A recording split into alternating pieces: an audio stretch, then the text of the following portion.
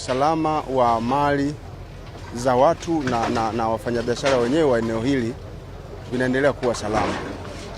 Na kama ambavyo mnafahamu, eneo hili ni eneo ambalo linakuwa na wafanyabiashara wengi. Ni eneo liko bize wakati wa usiku, liko bize pia wakati wa mchana. Lakini tangu tukio hili limetokea usiku la moto, ulinzi na usalama wa watu na mali zao umeimarishwa kwa kiasi kikubwa sana. Askari wa jeshi la polisi pamoja na magari tulitanda katika jiji zima la Mwanza, lakini hususan haya maeneo ambayo yalikuwa yakiwaka moto, kiasi kwamba watu ambao pengine walikuwa na lengo la kufanya vitendo vya uporaji hawakupata nafasi. Udhibiti wa jeshi la polisi ulikuwa ni mkubwa mpaka leo asubuhi, ambapo kwa mujibu wa wenzetu wa zimamoto na uokoaji ni kwamba huu moto umeshazimwa. Sasa kilichobaki sasa hivi, jeshi la polisi limeendelea kushika doria katika maeneo haya ili wale wanaotamani vitu vya bure, wanaotamani kupata mali bila kufanya kazi, wanaotegea matukio yatokee, wao wanufaike, kuhakikisha kwamba wanadhibitiwa. Kwa hiyo tutaendelea kushika doria eneo hili ili liendelee kuwa salama. Kwa sasa wananchi wanaendelea kwa haya maeneo ambayo yalipata athari za moto kutoa vifaa vyao.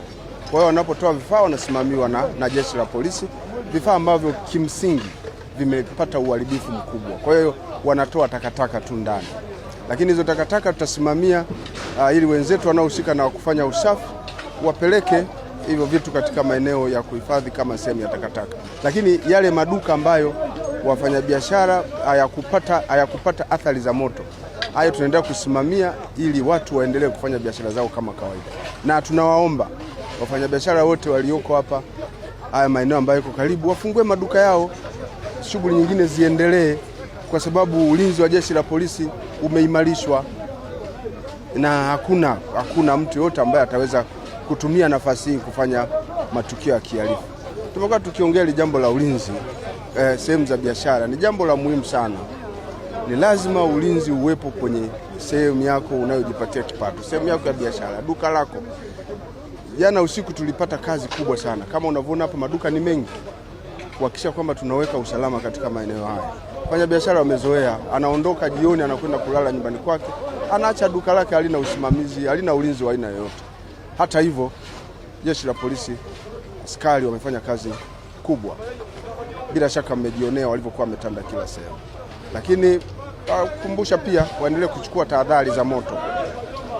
Moto hauna siku unasema utakuja. Unakuja kupitia mazingira ya uzembe ambayo mtu umeyatengeneza katika mazingira yako. Waendelee kuchukua tahadhari za moto. Sisi ndio ushauri wetu kama jeshi la polisi. Tutakuwepo kwenye hiyo timu ya kufanya uchunguzi, lakini na wenzetu wa zimamoto na uokoaji na vyombo vingine ambavyo vinawajibika kwenye matukio kama haya.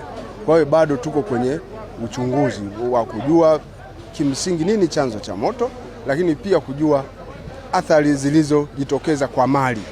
Lakini mpaka sasa hatuna taarifa yoyote ya mtu kupoteza maisha. Tulikuta moto ukiwa ni mkubwa sana. Tulianza kupambana nao na ulikuwa umepita juu kwa juu kwenye dari na kutokea mtaa wa pili hapa mtaa Lumumba hadi mtaa wa Lwagasole. Lakini tuliweza kupambana kwanza kuhakikisha moto usambai kwenda nyumba za jirani, kwa sababu nyumba za hapa zimegusana. Ile nafasi iliyepo kati ya jengo moja na jengo lingine imeunganishwa, wanafanyia biashara pale. Kwa hiyo tukajaribu kupambana kuhakikisha moto hausambai. Lakini kingine ambacho kilikuwa ni changamoto, kila duka, karibu maduka yote yana dari, na kwenye dari wanatumia kama store, na kule ndio kulikuwa kumeathirika zaidi. Sasa namna ya kupambana na moto ambao upo kwenye dari ni changamoto kubwa sana. Kwa hiyo ilikuwa inabidi labda ushushe dari chini ambayo tayari imejengewa kwa uimara ili uweze kuhifadhi mizigo, ili uweze kupambana na moto. Kwa hiyo ilichukua muda mrefu sana. Kingine ni bidhaa mbalimbali zinazouzwa huko. Maduka haya mengi yana vipodozi. Vipodozi kama perfume zinakuwa zimetengenezwa katika hali ya kwamba ikipata joto inalipuka. Kwa kulikuwa na milipuko mingi sana na mikubwa sana. watu wakawa nafikiria hapo kuna nini, vitu vinalipuka, kuna mabomu. Hapana, yalikuwa mabomu, ila zilikuwa ni aina ipodozi kama vile perfume. Lakini tunashukuru Mungu kwamba moto uliweza kuwa majengo moja tu la pili, ila majengo mengine yaliyosalia takriban 4 yaliyozunguka tuliweza kuyaokoa.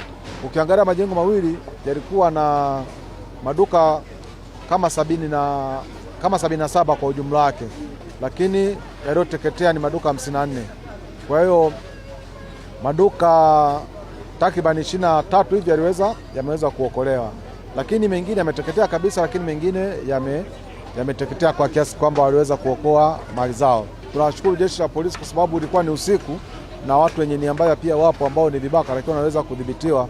Kwa hiyo hatuna kesi nyingi sana za watu ambao wameweza kuibiwa.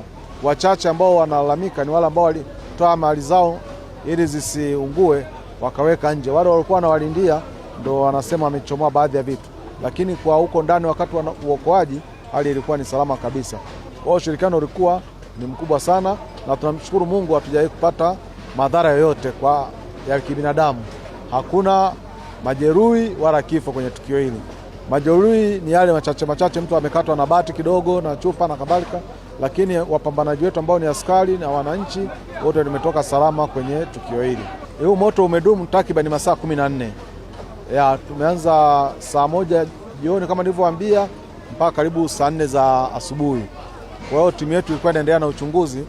Baada ya uchunguzi tabaini chanzo na kuweza kujua hasara iliyopatikana. Kwa hiyo kama wito ulivyotolewa na viongozi wa serikali ni wafanyabiashara kuendelea kuwa watulivu, lakini wafanyabiashara wengine pia ambao hawajakutwa na majanga kama haya hakikisha wanachukua kinga na tahadhari dhidi ya majanga ya moto kuteketea. Na tumefanikiwa kwa kiasi kikubwa ni kwa sababu jeshi la zimamoto na uokoaji sasa hivi tunavyo vifaa vya kisasa na tunavyo vifaa vipya. Waliokuwepo usiku watakwambia namna magari yalivyokuwa yanashambulia haya majengo kwa moto. Tulikuwa na magari mtaa huu wa Lumumba na magari mengine mtaa wa Gasole yanapishana. Sasa ni simple tu. Waone Viva Promotion kwa mahitaji ya printing aina zote kama vile mabango size zote na aina zote, 3D, 2D na banners, vibao vya maofisini au sehemu za biashara kama hoteli, lodge na kadhalika. Viva Promotions wana print t-shirt na jezi, wanafanya branding ya ofisi kuipa muonekano wa nje wa kuvutia. Wanapatikana Tabora mjini, mtaa wa shule, jirani na chuo cha utumishi wa umma Uhazili. Simu namba 0762 484266. Instagram @viva_promotion.